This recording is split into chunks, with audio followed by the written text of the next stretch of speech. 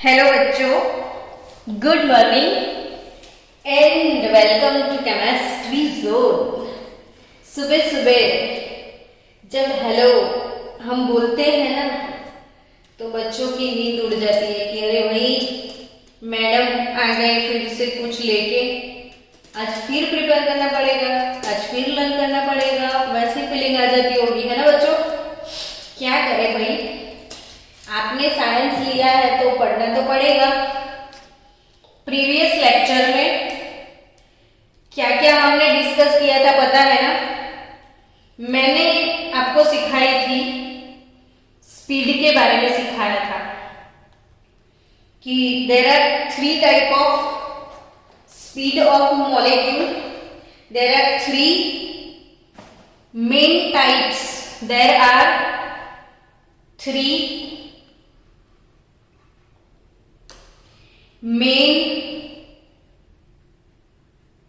types, there are 3 main types of speed of molecule। और वो 3 main type कौन कौन से हमने पढ़ लिए थे, जरा याद करो तो बच्चों। तो आप धीरे धीरे याद कर रहे होंगे, है ना। मैडम आपने पढ़ाया था शायद, बोलो, root mean square speed, root mean square speed. मैंने आपको C, root mean square speed, तो मैंने इसके लिए आपको सिंबल सिखाया था सी। लेकिन बच्चा आप एनसीईआरटी टेक्स्ट बुक में देखोगे तो root mean square RMS C is denoted as URMS। So आप कंफ्यूज मत हो जाना, वो अलग अलग सिंबल से आते हैं। अल्फा भी लिखते हैं तो अल्फा सिंबल भी हो सकता है, U भी लिख सकते हो, V भी लिख सकते हो, वेलोसिटी V, और आप C भी लिख सकते हो। लेकिन जो भी लिखते हो आपको सिर्फ याद रखना है कि कौन सी स्पीड का फॉर्मूला क्या है। तो ultimately URMS, root mean square velocity, उसका फॉर्मूला भी याद करो क्या था। तो under root 3RT bye M। भूल गए हो तो लेक्चर रिवाइज कर लेना। सेकेंड स्पीड के बारे में मैंने आपको बताया था, एवरेज स्पीड, एवरेज स्पीड, और which is denoted in our NCERT book U average, and U average is nothing but under root 8RT over pi m। आप फिजिक्स में भी ये टॉपिक पढ़ने वाले हो। और तीसरा जो स्पीड है वो है most probable speed. Average speed के बारे में मैंने C बार सिखाया था, और मोस्ट प्रोबेबल स्पीड, तो most probable speed is nothing but C star, ऐसा मैंने सिखाया था। तो C bar, C star, and according to our NCERT URMS, U average, average बोलते हो तो 8, एवरेज 8, एवरेज 8। तो आप फॉर्मूला किसी भी तरीके से कोई भी नेमोनिक्स बना के बाय हार्ट करके रखना। बार बार जब क्वेश्चन आता है तो कहाँ डिराइव करने के लिए बैठ जाओगे आप। तो RMS 3RT bye M, average 8 ऐसा बोला करना, एवरेज 8, तो 8RT बाय M आपको याद आ जाएगा। और most probable speed UMP is nothing but under root, अब 8 आ गया, 3 आ गया तो बचा 2RT बाय कैपिटल M। बाकी के सारे रिलेशन मैंने सिखाए हुए हैं। RT is nothing but PV, तो या आप 3PV over M, 8PV over pi M, 2RT 2PV by M भी लिख सकते हो। लेकिन अब तक ये डिस्कशन हम कर चुके हैं इस डिस्कशन में आपको एक चीज याद रखनी है कि सबसे ज्यादा स्पीड कौन सी है। तो आपकी टेक्स्ट बुक में लिखा हुआ है कि रूट मीन स्क्वायर स्पीड जो है वो मैक्सिमम होता है u RMS is always greater than u average is greater than u most probable speed. तो एक ये रिलेशन जो है वो भी आप पक्के से याद रखना। इन तीनों का जो रेशियो है वो भी कई बार पूछ चुके हैं ये लोग कि u मोस्ट प्रोबेबल जो सबसे कम स्पीड है, उसके बाद u एवरेज तो वो बीच में ही है, u most probable ratio u average ratio u RMS की मैं बात करूं तो ये रेशियो कितना है वो तो आप ऐसे ये निकाल सकते हो, खुद रट्टा मार के जाने की जरूरत नहीं है। फिर भी अगर स्पीड में MCQ सॉल्व करने हैं तो याद हो जाए तो भी अच्छा है। 1:1:8 एंड 1.224 सो ये एक रेशियो याद रखना है। सबसे मैक्सिमम स्पीड u RMS, फिर u एवरेज और फिर u मोस्ट प्रोबेबल। आज का टॉपिक है बच्चों Maxwell Boltzmann distribution of molecular speed के बारे में आज मैं सिखाने वाली हूं आपको। तो ये क्या चीज हो गई, ये टॉपिक सीखते हैं आज। स्टूडेंट्स, अब सबको एक चीज पता है कि भाई मॉलिक्यूल्स जो है वो molecules are made up of particles of the substance. Molecules are made up of the particle of the substance having gaseous state and the particles are far away from each other in a large area। कोई भी gas है तो वो gas किस चीज से बनता है, तो गैस के जो भी मॉलिक्यूल्स हैं या उसके पार्टिकल्स हैं वो एक दूसरे से काफी दूर होते हैं। दूसरी मेन फैक्ट देखो, ये गैस के पार्टिकल है उसमें होता क्या है वो शांति से सोचो तो आप आराम से बोल दोगे मैडम कंटिन्यूअसली ये एक दूसरे के साथ कोलाइड होते हैं। फिर से सुनो, ये जो पार्टिकल्स है वो एक दूसरे से काफी दूर होते हैं और कंटिन्यूअसली कंटेनर की वॉल के साथ और एक दूसरे के साथ continuously they collide with each other as well as wall of the container। so उससे होता क्या है, तो जैसे अभी क्रिकेट चल रही है, आप लोग सबको IPL पसंद है ना। बैट्समैन ऐसे बैट लेके खड़ा है, बॉलर बॉलिंग कर रहा है और बॉल बहुत ज्यादा स्पीड में आ गई, तो वो बॉल इतना स्पीड में आ रहा है और वो स्पीड वाले बॉल का बैट के साथ जबरदस्त कोलिजन होता है। तब होता क्या है, तो बॉल कोई और डायरेक्शन में चला जाता है, यानी बॉल जो है उसका जो वेलोसिटी है वो तो चेंज हो गया, फिर डायरेक्शन चेंज हो गया, तो बॉल का स्पीड और डायरेक्शन दोनों चीज चेंज हो गई।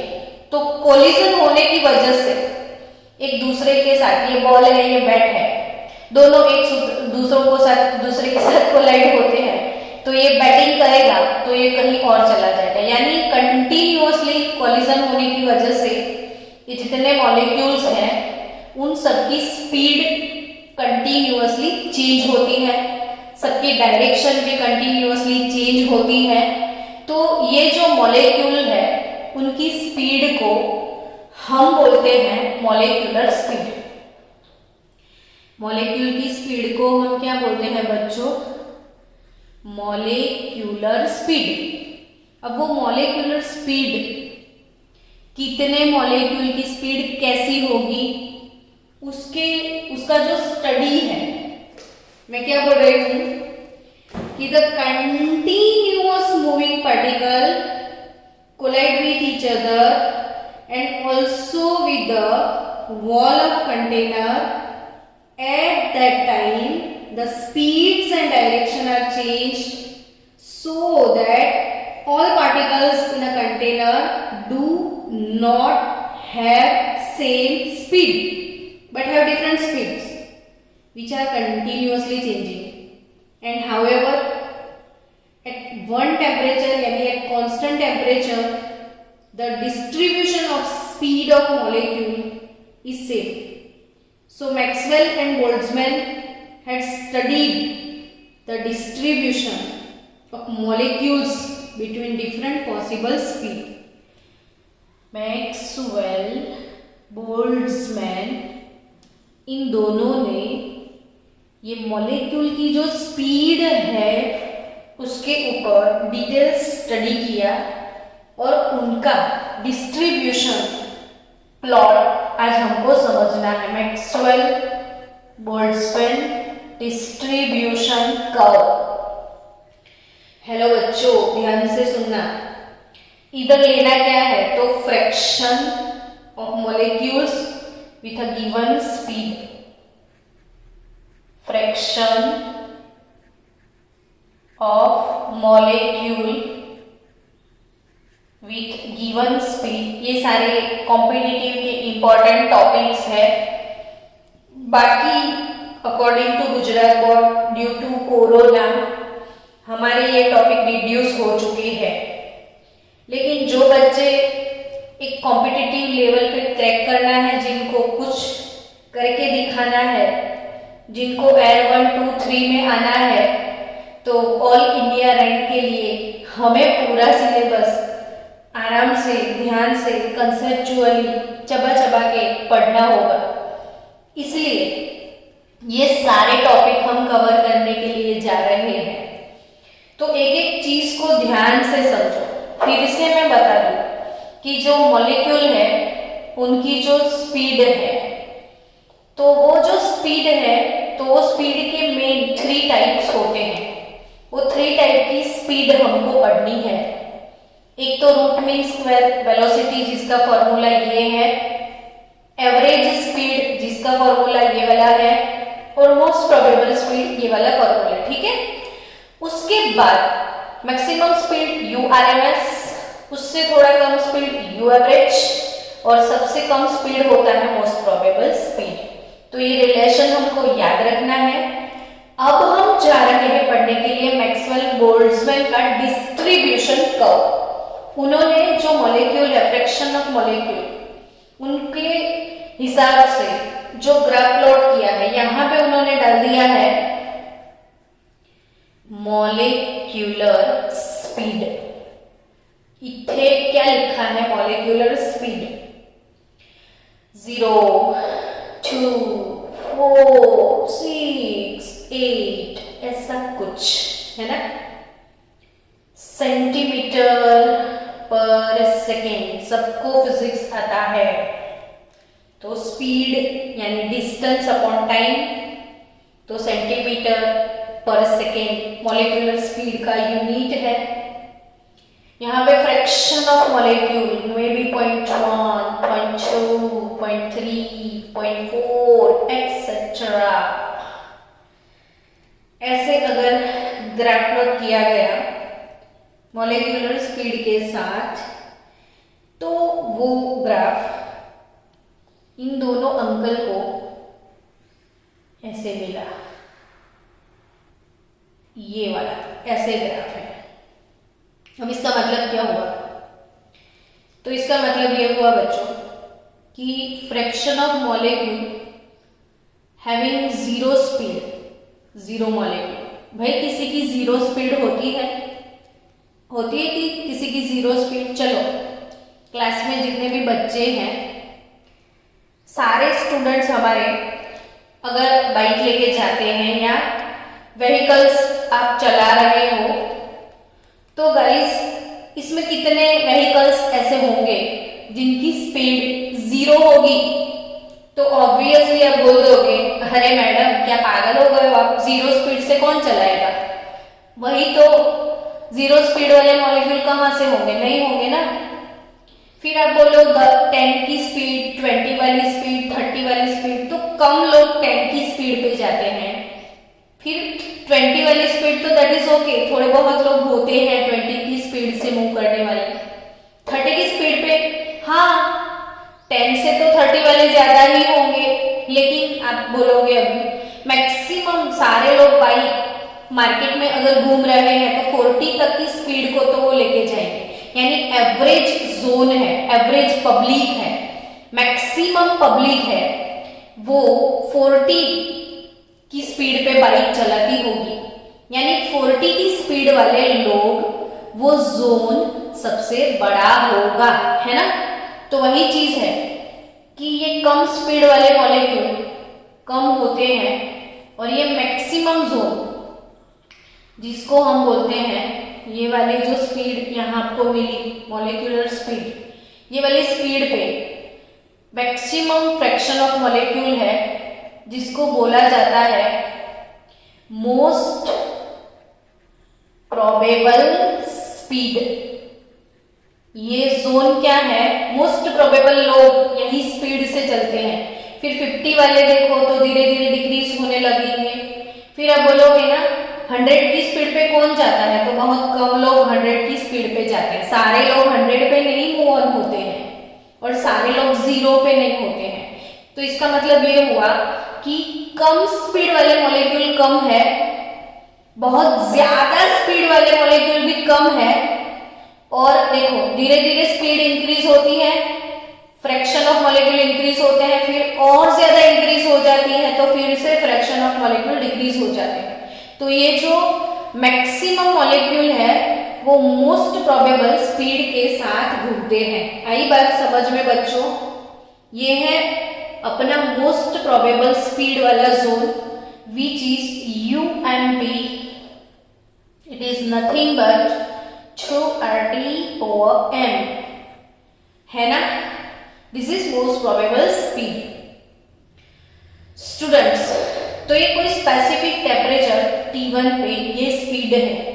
अब आप मुझे ये बताओ कि अगर हम टेम्परेचर इंक्रीज करते हैं, हेलो बच्चों सुनो मेरी बात, क्या बोला मैंने कि अगर मैंने टेम्परेचर इंक्रीज किया तो मुझे रिजल्ट क्या मिलेगा। क्लास में कल ही पढ़ाया था ना, टेम्परेचर इंक्रीज करते हैं तो average kinetic energy proportional to direct T, ये चीज मैंने पढ़ाई थी कि अगर टेम्परेचर इंक्रीज हुआ तो हर एक मॉलिक्यूल की एवरेज काइनेटिक एनर्जी यानी स्पीड बढ़ जाती है। हाई टेम्परेचर पे स्पीड ज्यादा होती है, तो ज्यादा स्पीड वाले अगर टेम्परेचर मैंने इंक्रीज करके फिर अगर प्लॉट किया तो ये मोस्ट प्रोबेबल स्पीड वाला जोन ऐसे शिफ्ट हो जाए, ये T1 टेम्परेचर पे ये T2, और भी मैंने इंक्रीज किया तो ऐसे शिफ्ट होता जाएगा, जिसमें मॉलिक्यूलर स्पीड बहुत ज्यादा है ऐसे मॉलिक्यूल बढ़ जाएंगे। तो ये मोस्ट प्रोबेबल जोन जो है वो most probable zone, fraction of most probable speed वाले मॉलिक्यूल, स्पीड देखो स्पीड इधर है, ये स्पीड इंक्रीज हो गई, पहले 4 और 6 के बीच में 5 थी, अब स्पीड इंक्रीज हो गई, ये 7 तक आ गई, और भी टेम्परेचर इंक्रीज किया, मोस्ट प्रोबेबल स्पीड और भी इंक्रीज हो गई। यानी टेम्परेचर जैसे इंक्रीज करोगे तो स्पीड हमेशा इंक्रीज होती है। तो ये आपको कर्व समझ में है कि T1 टेम्परेचर पे ये वाला कर्व है, T2 टेम्परेचर पे ये वाला कर्व है, T3 टेम्परेचर पे ये वाला कर्व होता है। क्लियर बच्चों?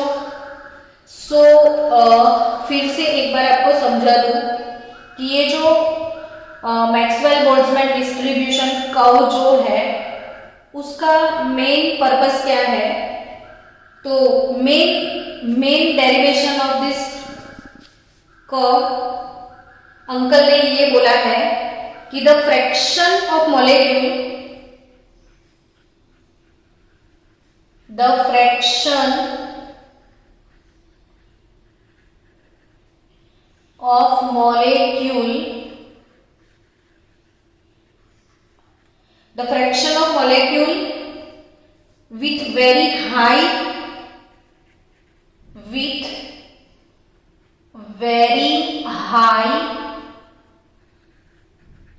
and very low speed is very small.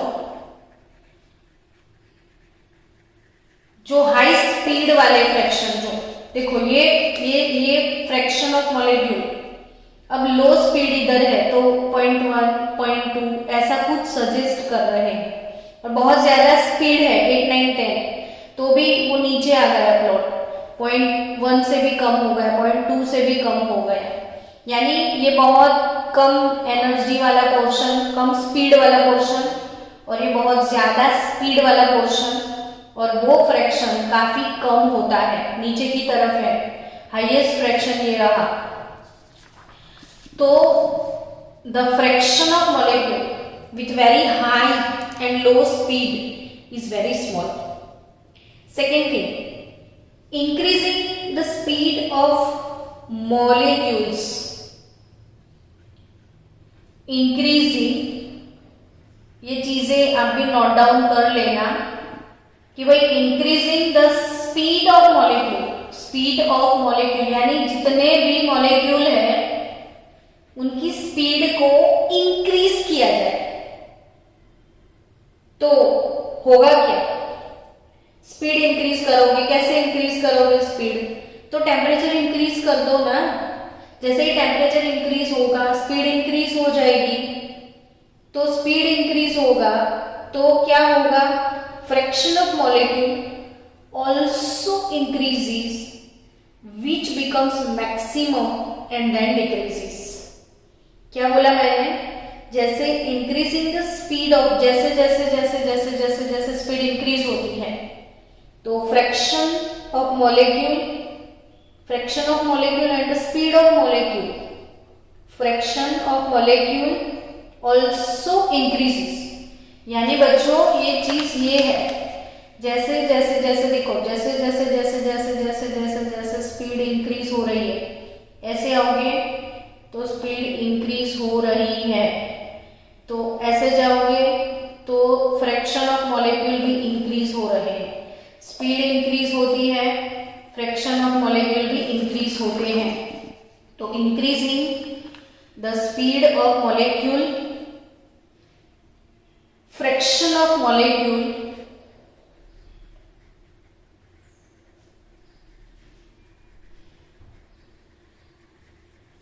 also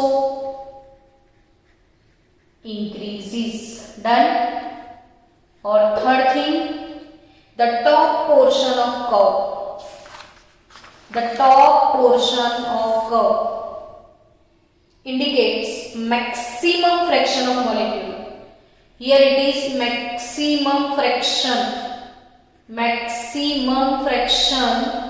of molecule, जो भी टॉप है अपना वो top peak area, it indicates the maximum fraction of molecule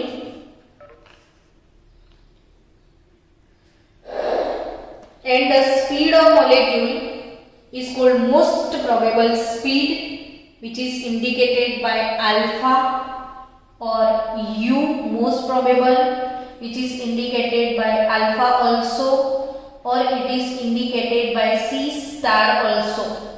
सो आपको कहीं पे भी ये तीनों सिंबल मिले तो आप समझना कि ये है मोस्ट प्रोबेबल। तो मोस्ट प्रोबेबल का फॉर्मूला क्या था, 2 वाला था ना, MP2 याद रखना, एवरेज 8 मैच करना, राइट, एवरेज 8 मैं ऐसे बोलती हूँ, मुझे ऐसे याद रहता है, एवरेज 8, फिर most probable 2 mp2 mp2 mp2 most probable 2 RT by m, average 8 RT by m, RMS 3 RT by m। हो गया अपना काम। तो ये तीनों स्पीड आपको क्लियरली समझ में आ गई। बस अब एक छोटी सी बात है जो मैं आपको सिखा दूं ताकि आज आपका ये टॉपिक खत्म हो जाए। Effect of nature of the gas.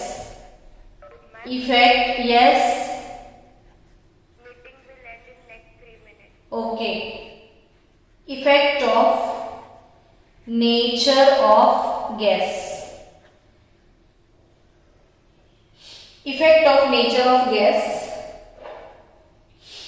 इसमें गैस के नेचर के बारे में कुछ बताया गया है। आप ध्यान से समझना ये चीजें, जी मेन वालों, जी एडवांस वालों, खास देखना। Fraction of molecules, again here it is fraction of molecules. में इसलिए फिर से ये चीज ध्यान से लिख रही हूं ताकि आप जितनी बार सुनोगे आपको लर्न हो जाएगा। ये वाला जो एक्सिस है उस पे है फ्रैक्शन ऑफ मॉलिक्यूल्स, और जो अपना एक्स एक्सिस है वहां पे है मॉलिक्यूलर स्पीड। इतनी बार मैंने बोला है, अब तो सेट हो गया होगा मॉलिक्यूलर स्पीड। अब मैं कुछ दो ग्राफ बना रही हूं, ध्यान से देखना। ये ग्राफ है मेरा, ये एक दूसरा ग्राफ है मेरा, ठीक है। एक ग्राफ जो है ये थोड़ा ये कर्व एरिया, ये मैक्सिमम, ये ऊपर वाला मोस्ट प्रोबेबल स्पीड हो गया ना, और ये भी मोस्ट प्रोबेबल स्पीड वाला जोन है अपना। ये फर्स्ट वाला जो ग्राफ है most probable speed C star और यूएमपी, ये वाला ग्राफ है क्लोरीन गैस के लिए। Chlorine gas at 300 kelvin temperature, और ये वाला जो ग्राफ है वो है nitrogen gas, again at 300 kelvin temperature. अब अगर ऐसे ग्राफ एग्जाम में दिए हैं क्लोरीन और नाइट्रोजन का, कोई भी गैस का, तो आप क्या इसमें सीखोगे? तो ऑब्वियसली यूएमपी आप देख के बता सकते हो। एक चीज आप देख के बता सकते हो कि मैडम एक चीज लग रहा है कि ये क्लोरीन का जो मोस्ट प्रोबेबल स्पीड है इससे नाइट्रोजन का मोस्ट प्रोबेबल स्पीड ज्यादा है। Most probable speed of nitrogen gas is greater than that of most probable speed of chlorine gas, है ना। ग्राफ से क्या पता चला कि कौन से गैस का स्पीड ज्यादा है, कौन से गैस का स्पीड ज्यादा है, वो ग्राफ से पता चल रहा है। तो ऑब्वियसली बच्चों जिसका मोलर मास, अब क्लोरीन का मोलर मास कितना, 71 ग्राम पर मोल, नाइट्रोजन का मोलर मास 28 ग्राम पर मोल। ये हल्के फुल्के मॉलिक्यूल है, ये भारी भरकम मॉलिक्यूल है जिनका वेट ज्यादा होता है। वेट एलिफेंट का ज्यादा है तो उसकी मूवमेंट कम है, और रैबिट उसका वेट कम है तो उसकी मूवमेंट ज्यादा है। यानी स्पीड में देखा जाए तो एलिफेंट से भी ज्यादा स्पीड रैबिट का होता है। एलिफेंट से भी ज्यादा स्पीड रैबिट का होता है। तो आपको ये चीज यहाँ पे सीखनी है कि जो गैस जिसका मास ज्यादा है उसका मोस्ट प्रोबेबल स्पीड कम होगा, और जो gas having less molecular mass उसका स्पीड ज्यादा होगा। पतले लोगों का स्पीड ज्यादा होता है, मोटे लोगों का स्पीड कम होता है। डन। तो एक चीज ये आपको नोट डाउन करना है, और दूसरी चीज आपको नोट डाउन करनी है, इसमें ही हम खत्म कर देते हैं, इफेक्ट ऑफ टेम्परेचर। तो ये चीज तो मैंने पहले ही सिखा के रखी है। इफेक्ट ऑफ टेम्परेचर ये रहा प्लॉट अपना। कि टेम्परेचर जैसे इंक्रीज होता है तो मॉलिक्यूलर स्पीड इंक्रीज ही होता है। जैसे ही टेम्परेचर इंक्रीज होता है मॉलिक्यूलर स्पीड इंक्रीज होता है।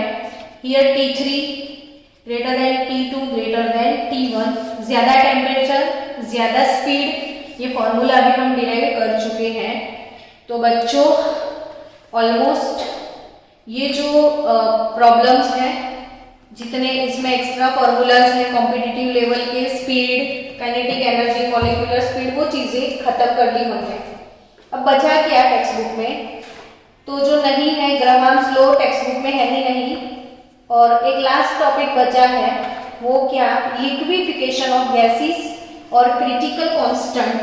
तो ये एक्स्ट्रा लेक्चर मैं आपको देने वाली हूँ, भले बोर्ड से रिमूव किया गया है लेकिन हम लिक्विफिकेशन वाला टॉपिक पढ़ेंगे। तो कल लिक्विफिकेशन ऑफ गैसेस वाला टॉपिक पूरा कवर कर लेंगे, उसके बाद ग्राहाम्स लॉ भी कवर करेंगे, फिर हम जाएंगे थर्मोडायनामिक्स चैप्टर में।